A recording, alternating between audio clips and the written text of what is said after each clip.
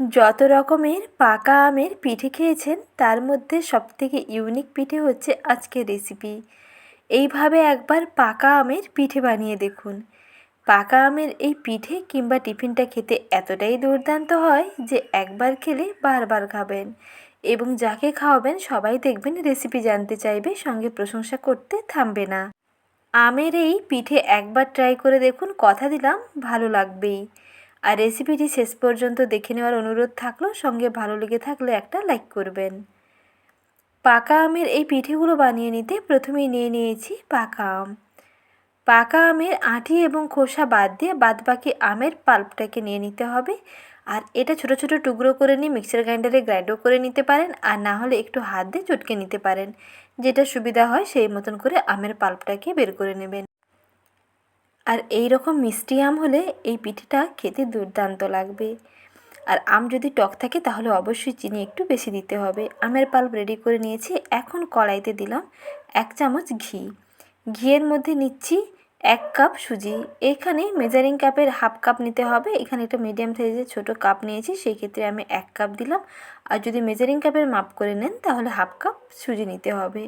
সুজিগুলোকে ঘিয়ের সঙ্গে কিছুক্ষণ ভেজে নেব। আর যতটা সুজি নেবেন তার অর্ধেক নিতে হবে ময়দা।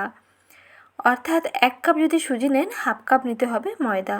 ময়দাও ঠিক একইভাবে সুজির সঙ্গে আরও 2 থেকে 3 মিনিট নেড়েচেড়ে একটু ভেজে নেব। মোটামুটি সুজি ও ময়দার বেশ সুন্দর ভাজা ভাজা একটা গন্ধ বেরোবে, এবং কালারটাও দেখুন এইরকম চেঞ্জ হয়ে এসছে। সুজিটা সুন্দরভাবে ভাজা হয়ে গেছে। এখন এর মধ্যে দুধ দিয়ে দিচ্ছি।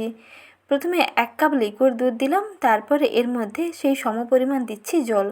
শুধু দুধ দিয়ে বানালে এটা ভাজার সময় কিন্তু পোড়া পোড়া হয়ে যাবে, তাই শুধু দুধ দিয়ে না বানিয়ে এর মধ্যে কিন্তু 1 কাপ জল অ্যাড করে দিন।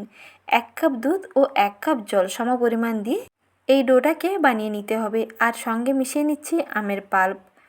একটা মিডিয়াম সাইজের আমের পুরো পাল্পটা দিয়ে দিচ্ছি, সঙ্গে দিচ্ছি চিনি।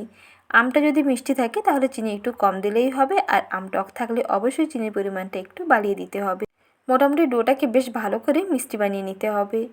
আর এখানে মিক্সার গ্রাইন্ডারে যেহেতু আমের পাল্পগুলো লেগেছিলো, তাই সেটা ধুয়ে সামান্য একটু জলের সঙ্গে মিশিয়ে নিলাম, যাতে এটা খুব ভালোভাবে রান্না করে নেওয়া যায়।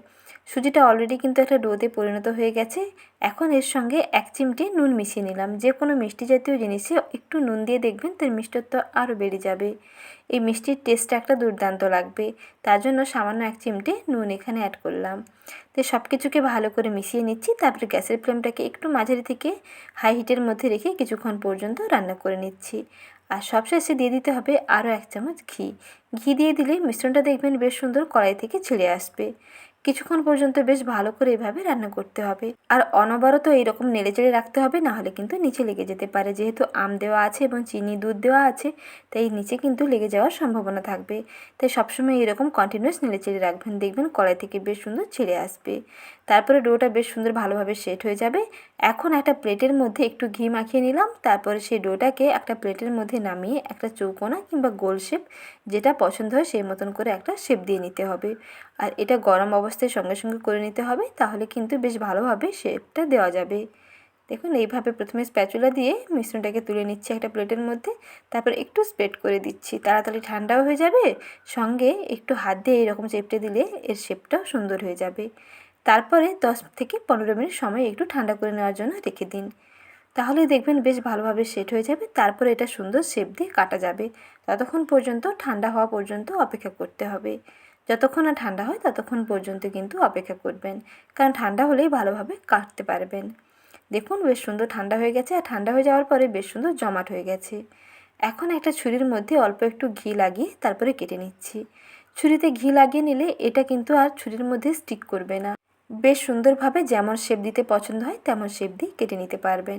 দেখুন এইরকম ছোটো ছোটো চৌকো চৌকো করে শেপ দিয়ে কেটে নিচ্ছি। আপনারা আপনাদের পছন্দ মতন যে কোনো শেপেই কেটে নিতে পারবেন, কোনো দেখবেন অসুবিধে হবে না। আর অবশ্যই যেই পাত্রতে এটা সেট করতে বসাবেন সেই পাত্রে অবশ্যই একটু সাদা তেল কিংবা ঘি লাগিয়ে দেবেন, তাহলে দেখবেন প্লেট থেকে সহজে ছেড়ে যাবে। আর যেমন শেপ দিয়ে কাটবেন তেমন শেপেই উঠাতে পারবেন। দেখুন এইরকম ছোটো ছোটো চৌকো চৌকো শেপ দিয়ে নিয়েছি। এখন শুধু এগুলো কিন্তু খেলে হবে না, এগুলোকে ডুবো তেলের মধ্যে ভাজতে হবে। কি সুন্দর হয়েছে দেখুন। এগুলো ডুবো তেলের মধ্যে ভাজলে এর টেস্টটা দেখবেন আরও দুর্দান্ত বেড়ে যাবে। ওপরটা যেমন মুচমুচে হবে, ভেতরটা বেশ সফট হবে আর ফুলকো ফুলকো হবে। ভীষণ মুচমুচে টেস্টি দুর্দান্ত স্বাদের এই আমের পিঠেগুলো বাড়িতে একবার হলেও ট্রাই করে দেখুন। কথা দিলাম একবার নয়, বারবার খাওয়ার বাহানা খুঁজবেন। আর যাকে খাওয়াবেন সবাই দেখবেন রেসিপি জানতে চাইবে, সঙ্গে প্রশংসা করতে বাধ্য হবে। এখন এগুলোকে ডুবো তেলের মধ্যে ভেজে নিচ্ছি। প্রথমে তেলটাকে বেশ ভালো করে গরম করে নিয়ে একটি একটি করে এইরকম ফাঁকা ফাঁকা করে ছেড়ে দিতে হবে, যাতে একটার গায়ে একটা না লেগে যায়। তারপরে যখন একটা সাইড হয়ে যাবে, অর্থাৎ কালারটা মোটামুটি চেঞ্জ হয়ে যাবে, তখন অপর সাইডটাকে উল্টে দেবেন। দুই দিকের কালারটা যখন সুন্দর চেঞ্জ হয়ে যাবে, তখন দেখবেন যে এগুলো বেশ তেলের উপরে এরকম ফুলকো ফুলকো হয়েছে।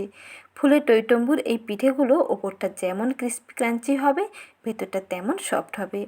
আর একটুখানি সময় নিয়ে ভাজলে তো এটা অনেকক্ষণ পর্যন্তই মুচমুচে থাকবে। এইভাবে আপনিও চটজলদি বাড়িতেই বানিয়ে ফেলুন পাকা আম দিয়ে দুর্দান্ত ইউনিক স্বাদের একটি নতুন ধরনের পিঠে, যা খেতে এতটাই ভালো হয় যে একবার নয় বারবার খাবেন। আজই রেসিপি দেখে ট্রাই করে ফেলুন। কতটা ক্রিস্পি হয়েছে দেখুন। যেমন মুচমুচে হয় তেমন টেস্টি হয়। একটি খেলে আর একটি খেতে চাইবেন। পেট ভরবে তবু মন ভরবে না, মনে হবে সবগুলোই খেয়ে ফেলি। তাহলে রেসিপিটি আজই ট্রাই করে ফেলুন। আর নতুন নতুন রেসিপি পেতে চ্যানেলটিকে সাবস্ক্রাইব করবেন, সঙ্গে লাইক শেয়ার করার অনুরোধ থাকলো। ভালো থাকবেন, ধন্যবাদ।